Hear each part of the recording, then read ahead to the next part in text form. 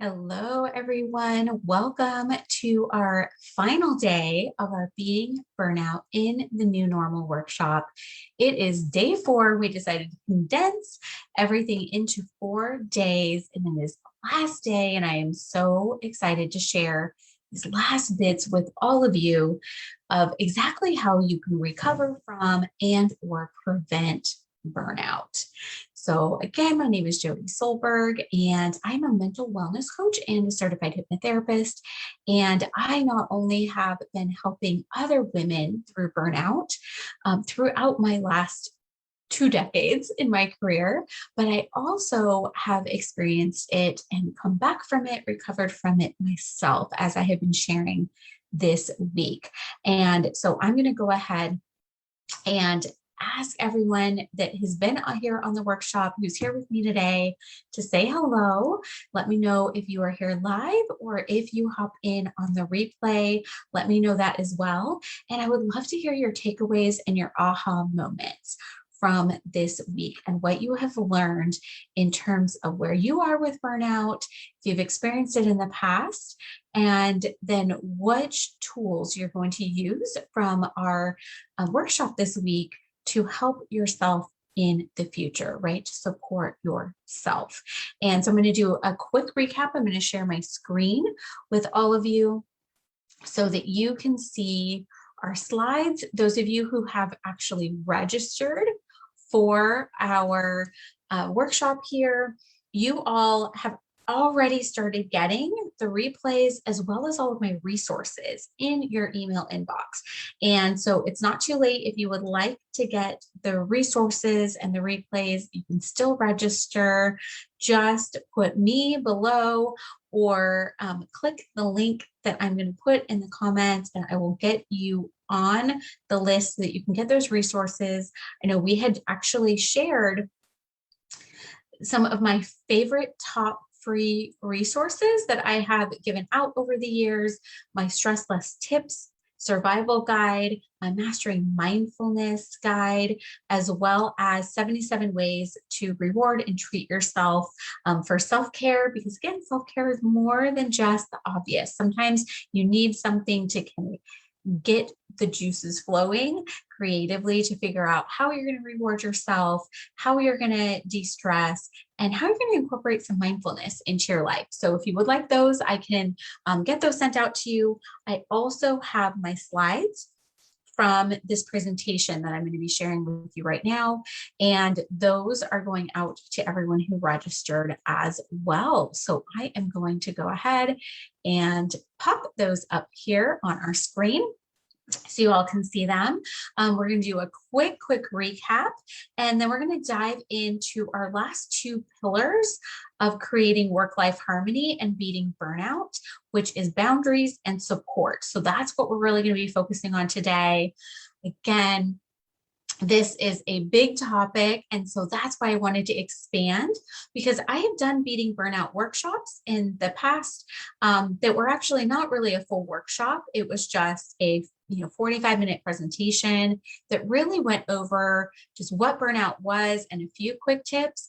But this week we have been doing a much deeper dive because it's been one of my most popular talks that I've done. My keynote speeches that I've done have been around burnout. And so I really wanted to share with all of you here in our group and our community more depth and detail into how to prevent and recover from burnout.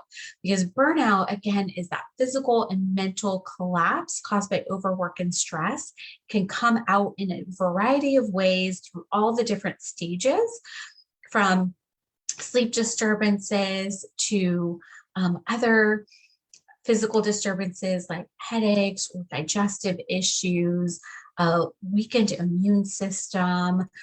For me, I had some of the later stages of burnout when I ended up with internal issues with ulcers and not being able to heal after injuries from a car accident, and still am working through the effects of that, which can last years. It can take a couple years to really completely get your body healed from that. And it can affect things like your hormones with all of your stress hormones. It can affect different internal organs. So you definitely want to be on the lookout for a lot of these signs and symptoms, whether you're seeing things like depression or anxiety or loss of focus, or you're just seeing some irritability, you're not getting the results you were getting before from the work you were doing, you're just having this not sustainable lifestyle. And you are not alone if you are one of these people. Anywhere from 25 to 40% of different populations of people in the world are going through burnout in one of the different stages at any given moment in their life. And burnout rates rose to their highest all-time levels this past year, for reasons, of course, having to do with everything that we have been dealing with the pandemic and everything on top of what we were already having on our plates to begin with. So, the uncertainty certainly has not helped, and the extra stress and pressures that have been put on us have not helped either. So identify which stage you are in. We all want to be in the stage where you have the enthusiasm, excitement, energy, and commitment, and that good productivity, but where you now will have sustainable systems. Right? You will have some good, healthy habits in your life that can support that lifestyle. If you don't have those, then you end up going into stage 1 of burnout, where you're working hard, but you don't have the systems to support your mental and your physical well-being. And then things start escalating.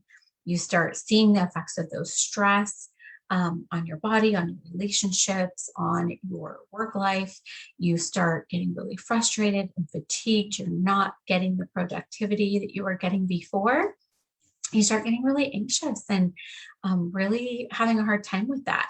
That's where we see a lot of people landing, is between this stages 2 and 3, right? We start seeing people kind of living in this area. And if you don't make a change and you don't improve those habits that are not sustainable, and we don't change those for the better, then that's when you're going to get into the conflict, crash, and then chronic burnout. Okay, so that's what we want to avoid. We want to replace the bad habits with the good habits. We want to set boundaries, which we're going to talk about today. We're going to incorporate self-care into our routine, which we talked about yesterday, so we can have that renewed energy, fulfillment, and overall health and wellness. And so we really dove into these different pillars of work-life harmony. And today we're going to really focus in on our boundaries, right? We talked about awareness, mindfulness, and self-care, and scheduling our life according to our values. And now we're going to really dive into the boundaries so that we can have this physical and mental health and fulfillment in our lives. Okay. So here's where we left off yesterday. We were talking about this work-life harmony, and today we're looking at boundaries and we're looking at support. So these are really the things I want to dive deeper in, because they do work in tandem. And so we're going to talk about boundaries first, and then we're going to talk about delegating. Because this was a huge lesson for me, is setting boundaries for myself. Now, of course, about setting boundaries with other people, and we need to do that as well. But I had poor boundaries with myself when I was going through burnout. So really looking at, when you're working, turning those things off and on being really paramount in our health. Now, yesterday I talked about the time management and being flexible in your schedule, building in breaks, prioritizing your values. And part of the things that I talked about in those areas was adding in some time to turn everything off, right? To take your phone, take your computer, everything, unplug, and really have some good quality time just for you. Now, if that's bookending your days like I do, I think that that's a great practice, having a solid morning and evening routine where you can relax and ease into the day. And also in the evening, relax and set yourself up for success for the next day. I think those are really important. And it's important to have boundaries around that. It's also important to have those boundaries with the time management that I mentioned, where I have very hard and fast rules about not just booking things back to back, where you're going straight from one thing into another. And giving yourself those built-in breaks so that you have the flexibility that you need when unforeseen things happen, but that you also have the time to do the things like hydrating, eating, not rushing, stressing yourself out, constantly feeling guilty and worried that you're going to be late for something or apologizing because you are. Just really giving yourself the time to have ease and flow and harmony in your life, right? Those are really important things. So that's an important boundary in and of itself, of having the boundaries for you around your time. And the setting boundaries are going to benefit you when you set healthy ones. And they're also going to benefit the people around you. You're going to protect your time, your energy, your values are going to be in alignment with everything you're doing. And something else we had discussed. And you're going to really protect your emotions, right? That emotional management piece. Time is really our most precious commodity because you can never get more of it. If you run out of money, you can go make more money. But time is something that we cannot get back. We're only given a finite amount, and when it's gone, it's gone. So, it's something we also feel like we typically never have enough of. We're always saying, I don't have time, I'm too busy, I don't have enough. So why then are you giving it away so freely and wasting it on things that aren't important to you or don't support the life you're trying to create, right? That's what being in alignment with your values and making decisions on your time based on that. That's where that comes into play. So if you took the time yesterday to really look at, where am I spending my time and does it align with my values? This is really going to help support you to create boundaries around that. There's so many tasks, and we're going to talk about this in depth today. There's so many tasks that could be delegated to somebody else, people who are demanding of our time, and it's unreasonable for them to do that. And people and things that we let interrupt us, right? Distract us from what's really, truly important. So in setting boundaries around your time, we need to remember that it's not only other people we're protecting our time from, right? Like I was saying, it's important to set your own boundaries around your time as well, and around what and where you're going to spend your time, what you're going to say yes to, so that you can use it really wisely. And in protecting your time, you're also going to be protecting your energy, which I know we've also spent some time discussing, right? Everything you do takes that energy. And so remember that cup of water, right? Remember that cup of water that we need to constantly be filling to have that overflow. And when you lack healthy boundaries, that's when that gets emptied much, much quicker. And when you aren't careful about what you're pouring your energy into, you're not going to have any left for the things that are really important to you. So when doing that values exercise that we were talking about figuring out what are your highest held values and putting them in order, did you find that you've been living your life according to those values? Let me know in the comments. Let me know if that's something that you were like, yes, I'm totally in alignment and I'm only saying yes to, and I'm only doing the things that are getting me closer to what's most important to me and the life I'm creating. Or is that not the case? Let me know in the comments. Are you a yes, I'm living completely in my values, or are you a no? And remember that it's so important to treat those treasured pieces of your life, right? The things that are the most important to you with care and with respect. Are you saying that your family is most important to you? Yet when you're with your family, you're always on this and you're distracted all the time and you're not giving them that quality time? Are you saying that your health is at the highest value for you, right? Right there at the top of the list, so that you can then continue to be there for your family, but you're not supporting your health and wellness mentally and physically. So really look at those things. And remember that setting healthy boundaries is not selfish. Self-care and boundaries are not selfish acts. When you set boundaries, people are going to see you as safe, secure, and reliable to be around. They're going to understand how to treat you, how you move through the world, and who you are, because you're going to communicate really clearly with them. You're going to be able to give them your best energy instead of your worst. So they're going to feel really safe to grow in your presence because you have mutual respect and caring between the two of you. You're going to communicate so much more clearly just by having those boundaries. It's really actually kind and generous to set those healthy boundaries with other people's and with ourselves. And you are only going to be giving what you want to give so that you have energy left for the people and the activities that bring you joy and create more energy, right? That's the idea. We're replenishing this energy. And with those boundaries, your time management is going to improve. So you're not just going to have more energy for everyone and everything that's most important to you. You're also going to have more time, right? You're going to have more time for it. And I'm not going to tell you it's going to be easy. It can be really challenging. I spend weeks on this in my program, the Emotional Empowerment Project, because it involves some steps in setting those boundaries, learning how to be assertive in enforcing those boundaries.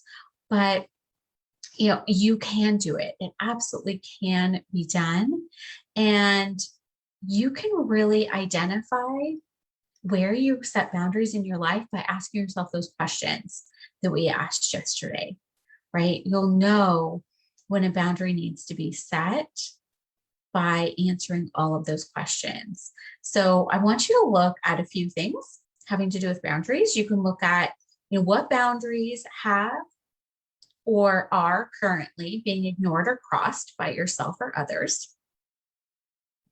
We want to look at some of those limiting beliefs, those unhealthy beliefs we talked about yesterday. So what are your unhealthy thoughts or beliefs that are contributing to you allowing your boundaries to be violated? And then we're going to change them, right? Those new I am statements. Those new statements, so you can take those thoughts or beliefs that were not serving you and change them into new healthy thought patterns.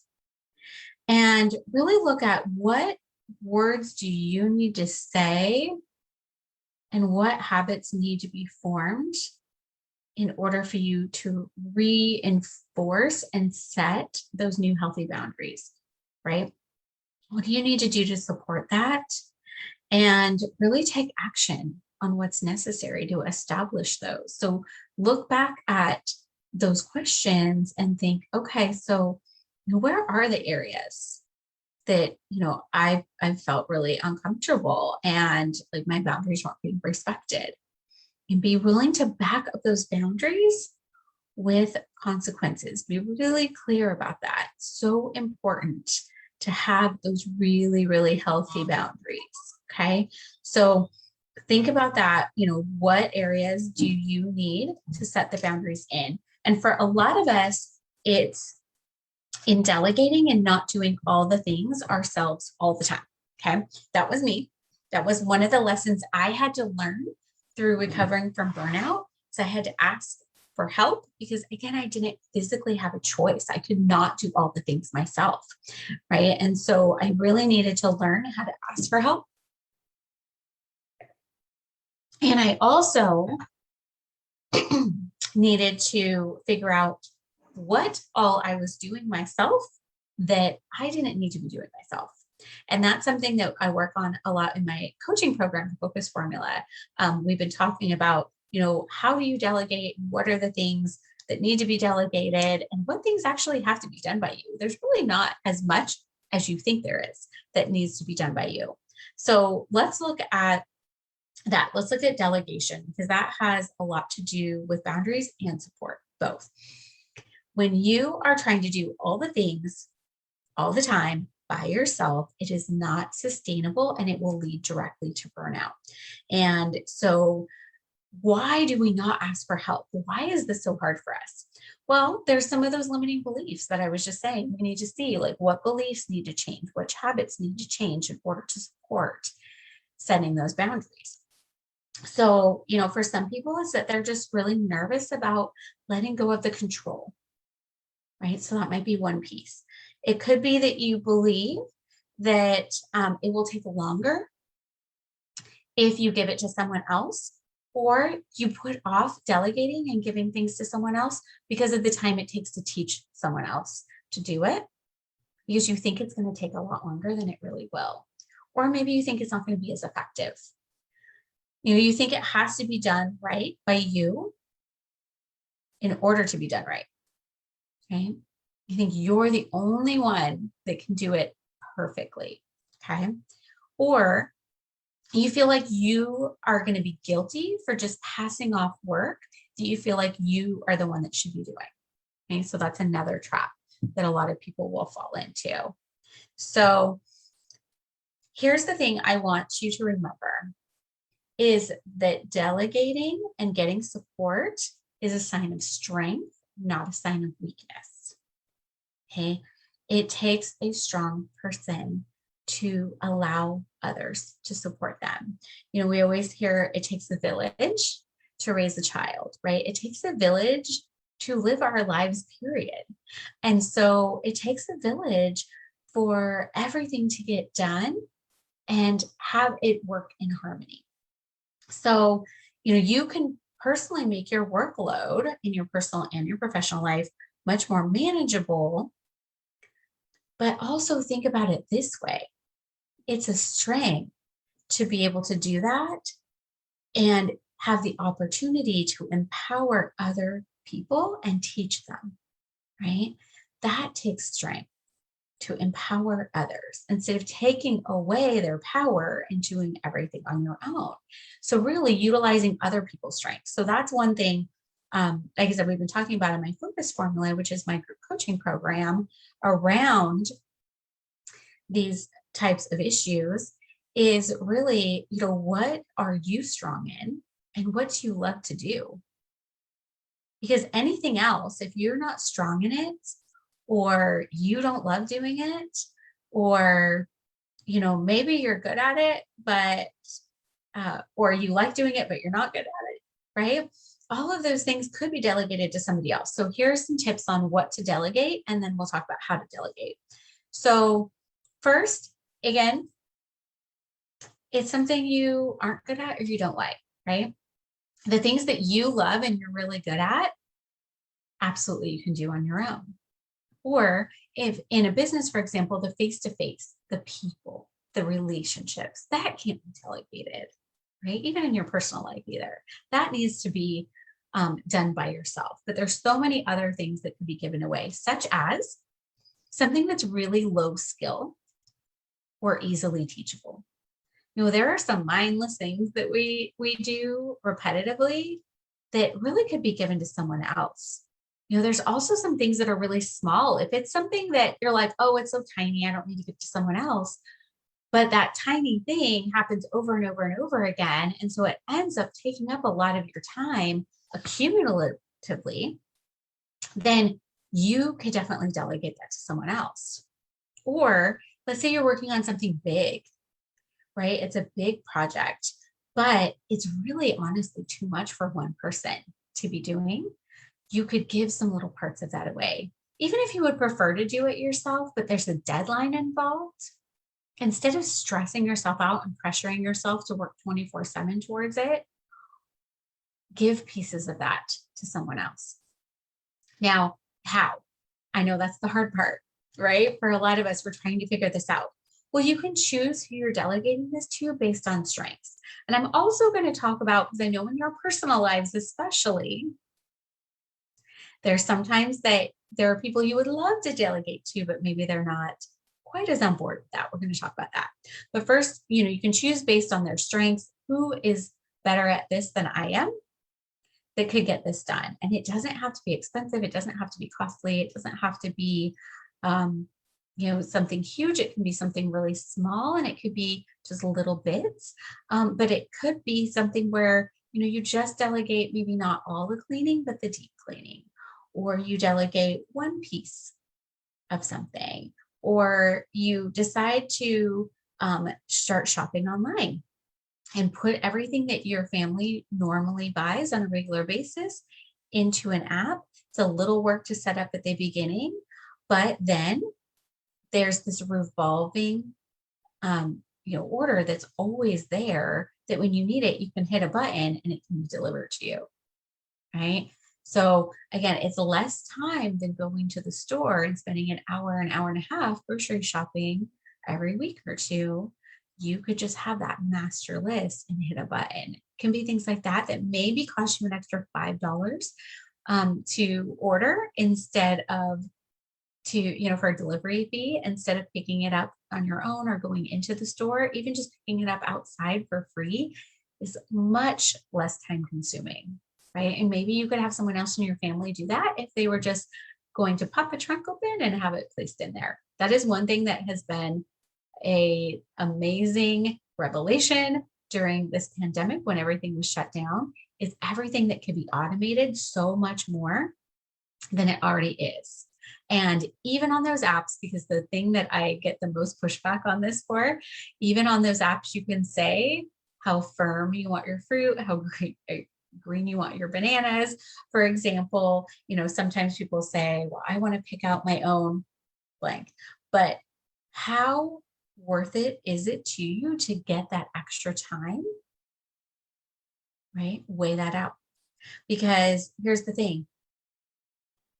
You want to make sure that you're not expecting perfection. There is no such thing. And getting that off your plate is worth more than having it done exactly the way you would. Getting it done is worth it, I promise you. So the next thing you want to do with these people that you're going to delegate to, if it's an individual person, is really communicate, especially if they're in your family, for example, maybe not as motivated, is communicate why you are delegating these things. Whether you're giving a child or a teenager more responsibility, you're giving them an opportunity to learn a new skill, for example, to let them know what you've been doing. Sometimes we take so much on ourselves and we don't complain about it, or we don't communicate it in an effective way. And so those people are very resistant. And when you set boundaries in general, people are going to be very resistant at the beginning because you've never set them before, or you allowed them to be violated over and over again. And so, again, we really teach people how to treat us. So you might get a little pushback at the beginning, but know that it's well worth setting the boundaries and really enforcing them. But really enlist people in with you for this support and to delegate. Communicate with them why you're doing this, and you can give them choices. Would you rather take on this task or this task at home? Which would you prefer? Get them involved. I do that with my husband. I'm like, okay, so, which would you rather do? Would he rather do anything other than dishes? Then what's your choice? What would you like to participate in? Right? Get some things off of your plate and get them involved and explain why you're wanting to delegate those things. And then walk them through. If they're not used to doing it, have the instruction, but also the resources, have the tools available to them to do the task, have everything on hand and ready to go, so that there is not that level of excuse or that level of difficulty and them doing it. Everything's right there at their fingertips that they might need in order to do that. And show them how, but don't expect perfection and don't micromanage. Be looking over their shoulder and critiquing everything that they're doing. Allow them to do the job. You can inspect it, you can take a look at it, but then provide them positive feedback. Thank you so much for doing this. And give them rewards, show them gratitude, tell them how much that helped you in your day so that they feel encouraged and they get the positive feedback that makes them motivated to continue to do that task. Asking for help can be a difficult thing. And believe me, you do not want to wait until you physically have to have other people help you. Remember my story of burnout where I physically could not go grocery shopping and push a cart or carry anything. I couldn't clean my own house. I couldn't stand and cook food for that long of a period of time. Think about if you couldn't do it. It's rough. It's rough to be forced to ask for help. If you start just spreading the wealth a little bit on all of the things you're doing, if you can start off with that and get that into a routine, you're not going to hit the point where you can't do it. And also it serves other people because honestly, when you get to that point where you can't do things, they're not going to be shell-shocked and have no idea what to do, how to do it, or what needs to be done, right? Empower them to be able to do the things for themselves. Teach them to fish, as they say, right? So that they can eat for a lifetime, even without you. Because if you put everything on your shoulders and you act as if, you're running everyone's life, what would they do without you? Right? There are no guarantees. And if something happens to you and you're unable to help for a period of time, then they're going to be able to do it on their own and they're going to be able to take care of everything and everything won't fall apart, right? You will just be there to guide and support. And so that being said, we need to have help with tasks, right? We need to be able to delegate and get support with different tasks in our personal and professional lives. But I also want you to look at the level of support that you have, again, for that physical, mental, / emotional, and spiritual side, right? Where are you getting that fuel? Where is that energy? Where is the fuel going into that cup? Where is that coming from? And how are you getting more? And who is helping support that in your life? Do you have someone that's a health or wellness coach? Do you have a program that you're doing and something with support and or accountability? Do you have physicians? Do you have people on this health team to help support that physically, right? And what are you doing? What are some systems that you have in place for making sure you're well hydrated, making sure you're fueling your body properly, making sure you're getting the movement that you need? What are you doing? It could be online classes. It could be an online coach. I know I do online classes. I have an online health coach. I also am somebody that, has a team around me physically. When I need a chiropractor, I have my chiropractor. When I, need support with, hormones and my, different, challenges that I have in my life, I have that. I have a great primary care. I have, my dentist and I have my eye doctors and, I have this team in place that are helping me support my physical health and wellness. And then what about your mental and emotional health and wellness? Who is supporting you with that? We talk about having a support system, with friends and family and coworkers, but that can only go so far. So I really want you to think about, how am I supporting my overall mental, physical, and spiritual wellness? How am I really supporting myself as a whole person?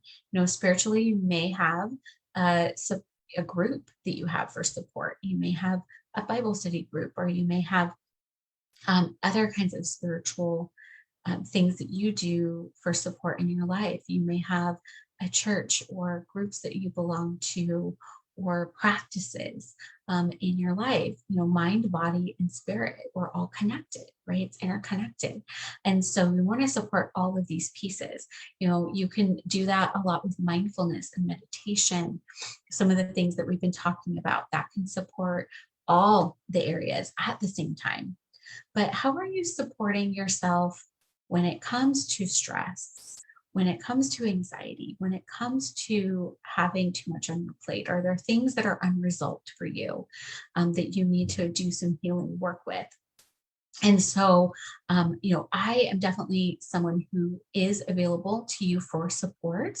Whether you've gone through counseling or therapy or coaching in the past, I work a little differently, and I have several ways to work with me. I'm somebody who, instead of coming to see me for years, I really believe that we can get done in 6 sessions together. What could take you 6 months or even 6 years, a lot of times, of just talking in circles about things. So if you're looking for a very targeted approach, you're looking for someone who can guide you through learning how to tap into your own inner wisdom, how to heal these things, not just mowing over. I always say it's like your lawn and you have your grass and you have the weeds, and we're just like mowing over the weeds. And then it looks like there's no weeds, and then they pop back up, and then you're mowing over them again, right? Instead of doing that, we're actually pulling those things that are blocking you, those internal things that need to be healed. We're pulling them out by the root, identifying them, healing them from the inside out so that they aren't continuing to pop back up over and over again over months and years and decades. So I have, again, several ways to work with me. Right now, I am having some openings for my one-to-one clients. So I do work with people individually. I do coaching, mental wellness coaching, and or hypnotherapy. If you're not familiar with hypnotherapy, I do have an amazing "What is Hypnosis Really?" video in the announcements in Purpose Passion Path. So you can check that out. Or you can check out my website, psychedupsuccess.com, and go to Sessions in Hypnotherapy to learn more. But it really is just doing that deep inner work in a more relaxed state. That's all it is. It is supported by all different kinds of religions. It is absolutely working within your own belief system. It is really just tapping into your own inner wisdom, because you truly know you more than anybody else does. But I'm there to guide you and helping you to come up with those answers. Okay. I'm just guiding you through. We really are looking at solutions. It's very solution oriented, right? It's very, very solution oriented. We are looking at, where you've come from, but we're looking at how to change those physical and mental habits in your life for the better to help you improve. So if you're interested in working with me individually, absolutely, we can do that. I also have group programs. So, if you're looking at just testing that out, seeing what it's like to work with me at a lower level before you step into that higher level of individual support, I have 2 group programs going right now. So I have my Clarity Collective, which is actually my group hypnotherapy program. In there, we do a guided session and also a coaching call each month. So the guided session is a hypnotherapy session, but you are actually experiencing that live on the calls or through my recordings. I have an entire library of recorded sessions that you can do on your own.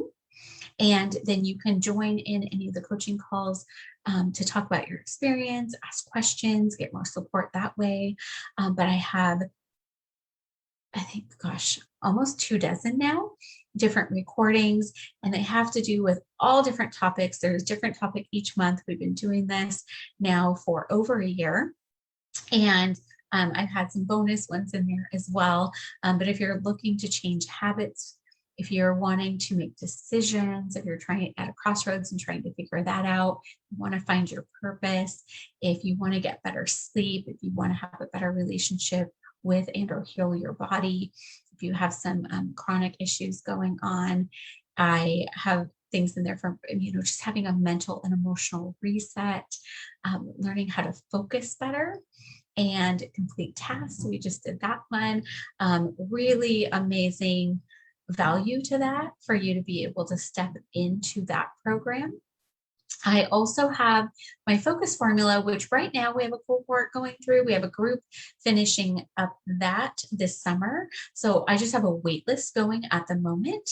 So if you're interested in that, we can definitely discuss that. And I can put some links below in the comments for you all so you can check those things out. I can put the link to my brochure that goes through all the options and the pricing. So you can take a look. And then if you'd like to do a quick call with me, we can. I also have a DIY course. So if you're looking for just coaching that's completely standalone and you're like, you know what, I've got this, I just want to do a course. I have an 8-week course for you to go through called the Emotional Empowerment Project.